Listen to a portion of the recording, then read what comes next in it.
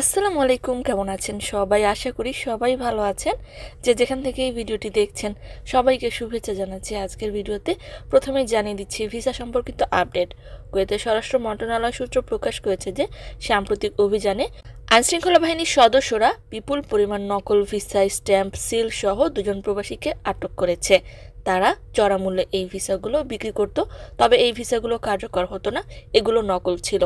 আটককৃতরা কোন দেশের ছিল সেগুলো প্রকাশ করা হয়নি, তবে নকল ভিসা হতে সবাইকে সতর্কতা অবলম্বন করতে বলা হয়েছে। উল্লেখ থাকে যে গত কয়েকদিন আগেই ইথিওপিয়ান দুজন সহ কয়েকজন প্রবাসীকে আটক করা হয়েছিল, যাদের কাছে নকল ফ্লাইট টিকিট এবং পাসপোর্টও পাওয়া গিয়েছিল।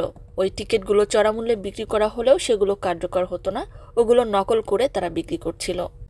সাম্প্রতিক সময়ে যারা নতুন ভিসা নিয়ে কুয়েতে প্রবেশ করতে চাচ্ছেন তারা ভিসার আসল কপি এবং ফ্লাইট টিকিটের আসল কপি নিয়ে অবশ্যই সতর্কতা অবলম্বন করবেন।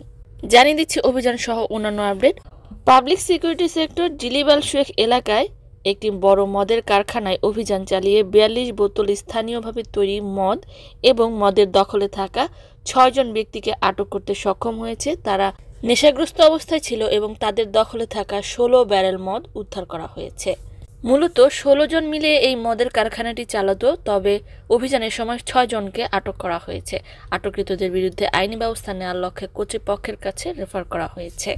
অপরদিকে কুয়েতের উপপ্রধানমন্ত্রী এবং স্বরাষ্ট্রমন্ত্রী শেখ ফাহাদ আল ইউসুফ এর নির্দেশনায় এক নতুন নিয়ম জারি করে বলা হয়েছে যে এখন থেকে 24 ঘন্টা সকল পুলিশ ফাঁড়িতে কুয়েতি নাগরিক এবং প্রবাসীদের নিরাপত্তা নিশ্চিত করতে তদন্ত বিভাগ উপস্থিত থাকবে। তদন্ত বিভাগের কর্মকর্তারা 24 ঘন্টায় তাদের সেবা নিশ্চিত করতে কার্যকলাপে সক্রিয় থাকবে এবং সেই সাথে সকল পুলিশ স্টেশনগুলোতে পুলিশ সদস্যদের 10 ঘন্টা করে ডিউটির শিডিউল মেনটেন করতে বলা হয়েছে। পুলিশ স্টেশনগুলো 24 ঘন্টায় খোলা থাকবে। কুয়েতে সাধারণ ক্ষমা চলমান রয়েছে 17 জুন 2024 পর্যন্ত। এই সাধারণ ক্ষমায় জরিমানা আদায়ে অবৈধ প্রবাসীরা বৈধ হতে পারবে এবং বৈধভাবে কুয়েত ত্যাগ করতে পারবে। একটি কমেন্টের উত্তর দিয়ে দিচ্ছি। একজন কমেন্ট করেছে, কুয়েত থেকে সফরে গেলে কত মাস থাকা যাবে? 3 মাসের অধিক সময় থাকা যাবে কিনা? 3 মাসের অধিক সময় থাকা যাবে, শন ভিসা, খাদেম ভিসা, যে কোনো ভিসাধারী হোক না কেন। তবে যারা খাদেম ভিসা রয়েছে তাদের কফিল যদি চায় সফরে গেলে 3 মাসের পর আকামা কাটতে পারবে, যদি না চায় না কাটলেও কোনো সমস্যা নেই। যে যতদিনই থাকে না কেন অবশ্যই কফিল বা স্পন্সরের সাথে যোগাযোগ রাখবেন। কুয়েতের সর্বশেষ কারেন্সি হলো কুয়েতি 1 দিনারে বাংলাদেশি 382 টাকা। সর্বশেষ গোল্ড প্রাইস হলো 1 গ্রাম 22 ক্যারেট স্বর্ণের দাম 22 দিনার 350 পয়সা। জুয়েলার্সে কম বেশি হতে পারে।